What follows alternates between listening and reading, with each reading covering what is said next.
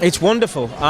You know, Steve was saying today that a bomb went off just in front of here during the time, obviously during the period before this building was here, and that kind of brought home how lucky we actually were and we are to be here today. Do you know what I mean? In many ways, so it's wonderful to, you know, it's a wonderful achievement, and it's a huge honour to be premiering our film here. It's lovely, of course, and it's also, you know what, like I've said before, we've seen a few films made about the Blitz, and obviously during that time period, I watched a load with me nana, you know, on a Sunday afternoon, of black and white versions of "Cool Blimey, Governor, let's have a cup of tea and let's stick together," which, you know, is very poignant. And also in that same respect, I just feel this particular film is told from a different perspective, and we get to see it through a different kaleidoscope. Do you know what I mean?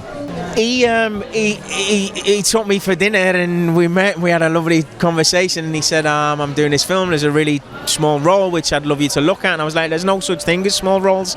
There's only small actors." So, you know, that's what Stanislavski says. And it was just an honour and a joy to work with him. He's someone who I've always wanted to work with, who I hugely admire. I love his work, and I think he's a wonderful man. And, you know, hopefully, long may this continue. It's just great, you know, and again, that's the kind of, when you work with Steve, there's no ego, and he has a beautiful way of making everyone feel a part of the process, because in that respect, as well as a director, he kind of opens up the floor and creates an atmosphere for us to play. But it's kind of the best idea on the day wins. Now, that can be from one of the actors, that can be from a costume department, from the DOP, you know, whatever serves the scene the most is what he'll go with. And for someone, have you seen the film?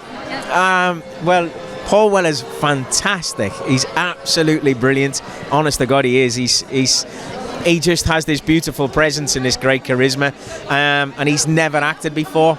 And to me, he epitomises that whole working class ethos of that time period. You know what I mean? That working man, that man who's struggling to raise his family. He's lost his wife, and, you know, his daughter's taken over the household, and he plays it beautifully. He just plays it so honestly and so openly. It's fantastic. It really is. Honestly, you know, as you do your job, and you're not sure who's going to see it. When you do independent films, you don't really know what kind of audience you're going to reach. Whereas, you know, one of the huge benefits of something like Apple, you know that it's going to be in a lot of living rooms. So now it's up to those people to turn it on and watch it.